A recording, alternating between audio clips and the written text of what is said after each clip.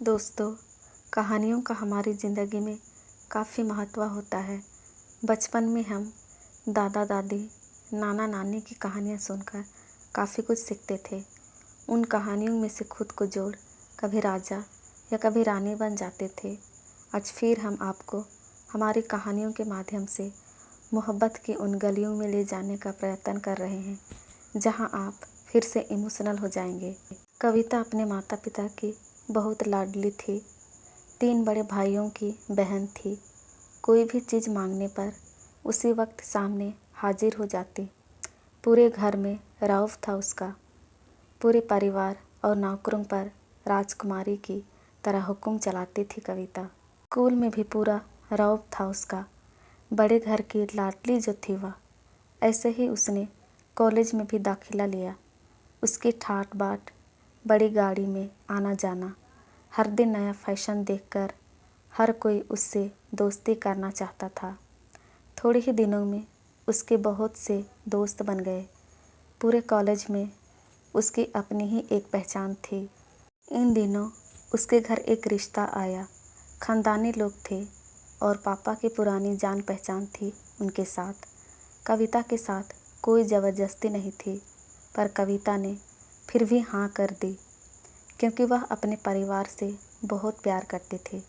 वह जानती थी कि वह लोग उसका अच्छा ही सोचेंगे। लड़के का नाम राज था। राज काफ़ी पढ़ा लिखा और समझदार लड़का था। ससुराल वाले भी बहुत अच्छे थे। ससुराल में कविता की जगह वैसे ही थी जैसे कि मायके में। कोई भी कार्य कविता की सलाह के बिना नहीं होता था। सबकी लाडली बहू बन गई थी वह। फिर उसके घर एक बेटे का जन्म हुआ।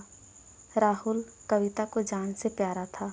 पोता पाकर ससुराल वाले तो फूले नहीं समाते थे। कविता कभी कभी सोचती थी कि उसकी किस्मत कितनी अच्छी है। उसका हर अपना उसे कितना प्यार करता है। चाहे जीवन में कैसा भी समय आए, मेरे अपने हमेशा मेरे साथ हैं। मैं कभी अकेले नहीं हो सकती। कितनी खुशकिस्मत हूँ मैं। पर शायद कविता की खुशियों को उसकी अपनी ही नज़र लग गई थी।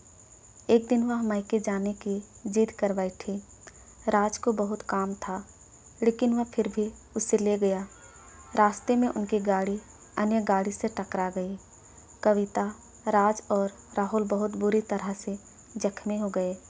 काफ़ी दिनों के इलाज के बाद राज और राहुल तो ठीक हो गए, लेकिन कविता पूरी तरह ठीक ना हो सके। सर पर चोट लगने के कारण वह अपनी आँखों की रोशनी खो बैठी।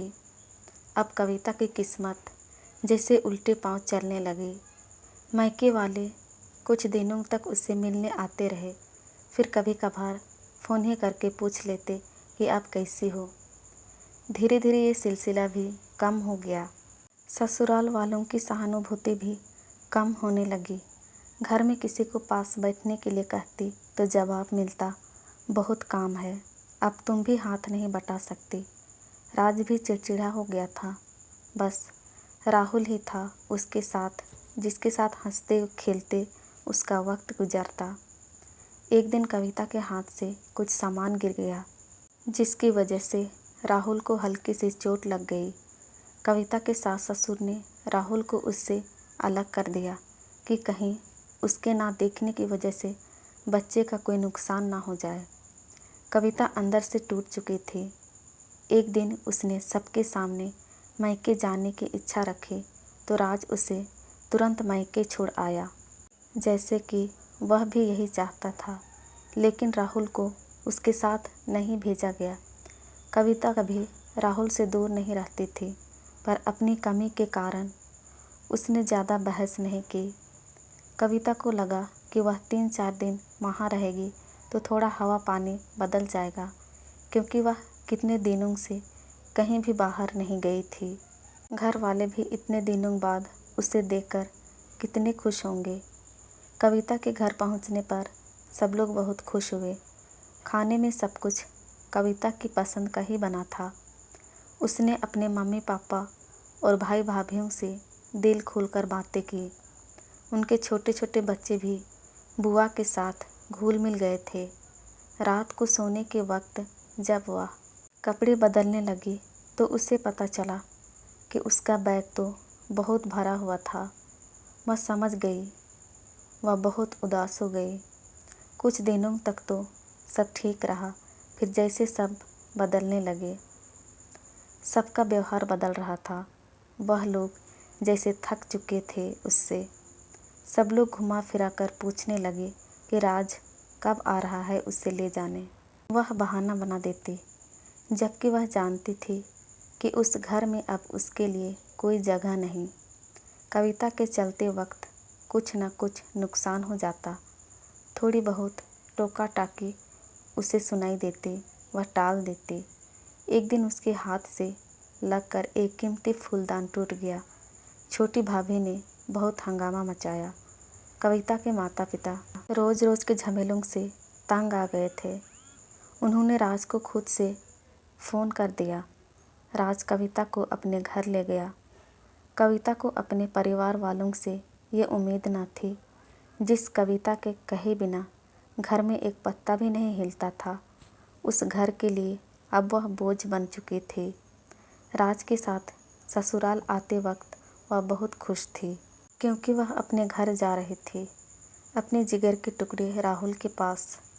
परंतु यह खुशी भी कुछ पल की ही थी।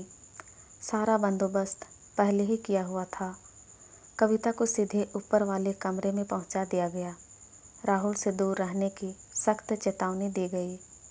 एक काम वाली लता को उसकी जिम्मेदारी सौंपी गई, जो उसके खाने पहनने जैसी ज़रूरतों का ध्यान रखती। कविता ज़्यादातर चुप ही रहती। कभी कभी काम वाली लता से थोड़ा बतिया लेती। उसके ज़रिए राहुल का पता चल जाता। सबकी लाडली बेटी और बहू सबके लिए लाडली से बोझ बन चुकी थी। दोस्तों, बोझ इमोशनल स्टोरी आपको कैसी लगी, प्लीज़ कमेंट करके अपनी राय ज़रूर दीजिएगा। और इस प्रकार की नई नई कहानियाँ सुनने के लिए हमारे चैनल को लाइक, शेयर एंड सब्सक्राइब ज़रूर कीजिएगा। धन्यवाद।